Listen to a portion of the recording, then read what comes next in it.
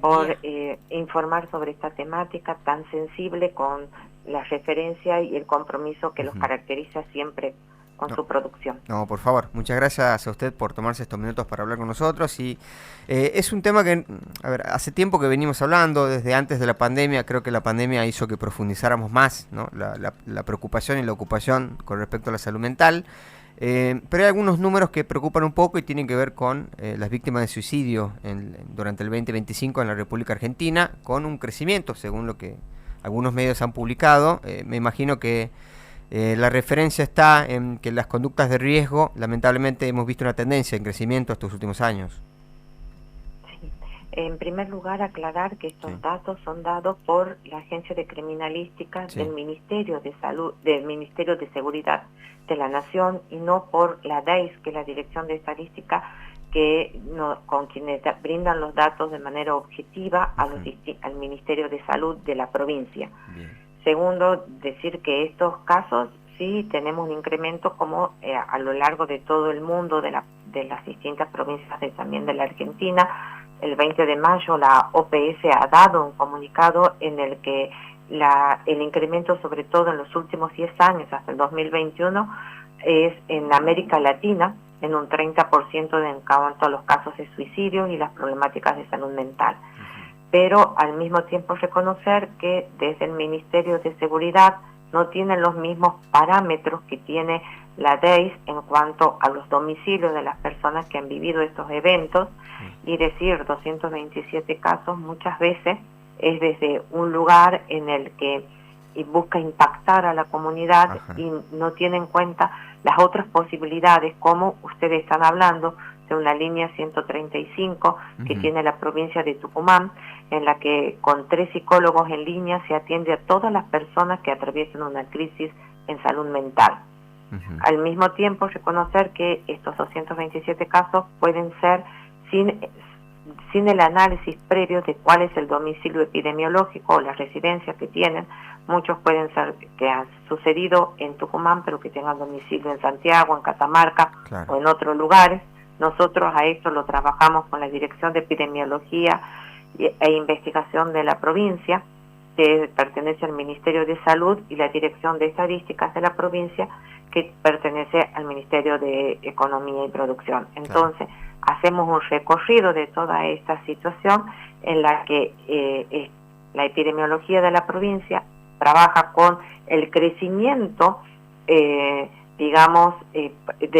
censo que se va haciendo poblacional de acuerdo a los datos estadísticos que se tiene, porque no podemos dar los datos, digamos, extemporáneos, sin el crecimiento en cuanto a población que tenemos día a día. Al mismo tiempo, es sobre 100.000 habitantes y la provincia no trabaja con datos brutos, sino como nos indica el Ministerio de Salud, tasas ajustadas en cuanto a las suicidios consumados. A partir de esto es muy necesario que podamos colaborarle a la comunidad en todos los puntos de accesibilidad que deben tener para si están atravesando una crisis en salud mental o una crisis suicida, como es el teléfono del 135 con 3 psicólogos en línea, que es totalmente gratuito, y si no el 107, el 911, que trabajan en forma coordinada para brindar una mejor atención a la población. Claro.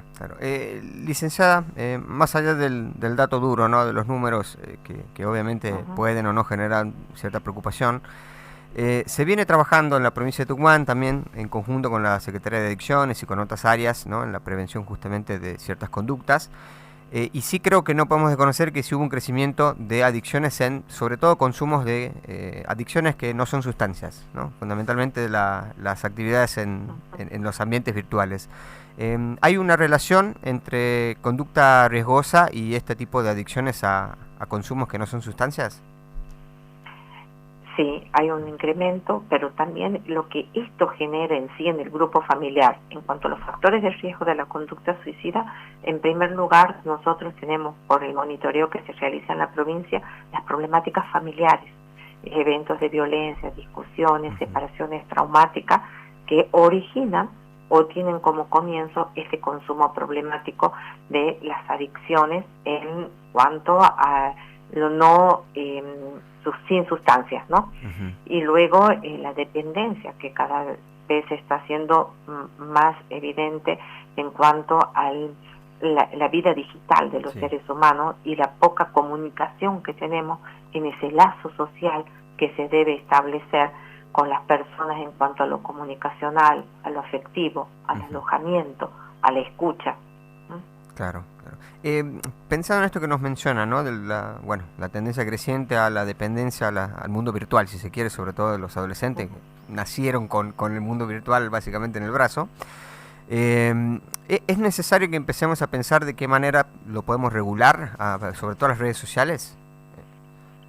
Sí, ya hay países como Francia y otros del primer mundo que ya tienen reglamentado, no en la escuela, tanto tiempo. La Sociedad de Pediatría se ha pronunciado a partir de los 12 años el ingresar con la utilización de los móviles o celulares, así a nivel nacional y a nivel de España también, ¿no?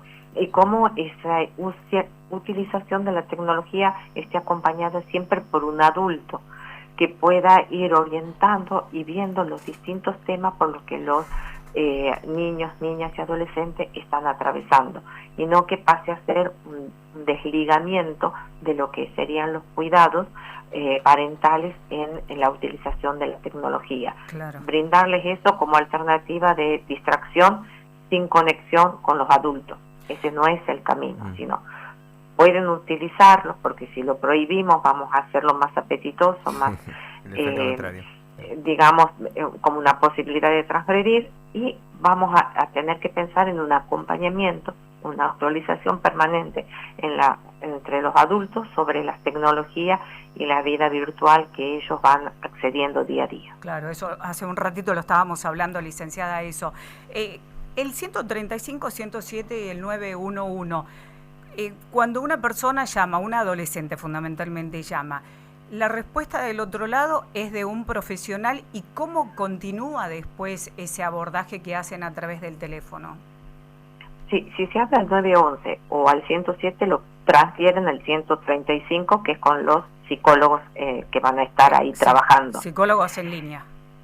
En línea, que van a hacer una evaluación de riesgo, van a ver si es necesario que marche una ambulancia del 107 o que vaya alguien desde el 107 y 911, que se hace un triage ahí para poder hacer un abordaje adecuado de algunas problemáticas.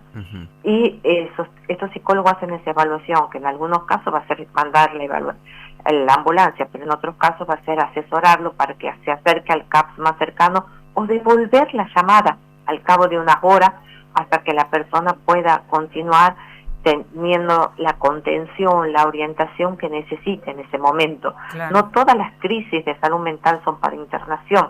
Muchas de las crisis son con un buen abordaje de un profesional, pueden llegar a tener, digamos, esa urgencia subjetiva, una respuesta adecuada en el momento adecuado. Claro, bueno, estaba pensando, no sé, se me cruzó por la cabeza, el hecho de que un adolescente llame al 135 en una situación que quizás está solo o quizás está en su habitación y los padres no saben absolutamente nada. Me imagino la situación de que de pronto golpeen a su puerta y llamen, digamos, o que llegue alguien del 107 o del 911.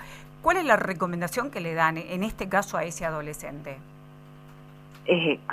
A veces pedirle hablar con un adulto, pero si ya hay una tentativa en curso se tiene que abordar rápidamente. Bien. Y se manda la ambulancia con los enfermeros o médicos según la situación que se van evaluando, ¿no? Pero cuando es solamente una ideación, una crisis de salud mental en general, se lo puede llegar a seguir varias veces durante esa noche, porque son las 24 horas al día que continúa esta... no es que tiene un horario de 8 a 20, no, es las 24 horas al día los 3 psicólogos en línea. Claro. Que digamos es todo un esfuerzo y un asesoramiento desde lo programático en la provincia, que no todas las provincias en la Argentina lo tienen. Tucumán es una de las pocas, y también Mendoza, y este 135 y estos psicólogos de guardia en forma permanente y entrenados en las urgencias subjetivas con supervisiones hasta de profesionales de Buenos Aires están en forma permanente formándose para atender rápidamente y dar la respuesta adecuada. Bien, licenciada, muchísimas gracias por su tiempo, ha sido muy amable. Bueno, de nada, hasta luego, gracias. Hasta luego. Que tenga buen día. Hablábamos con la referente del programa de prevención y abordaje de conductas de riesgo, la licenciada Irma Tomás.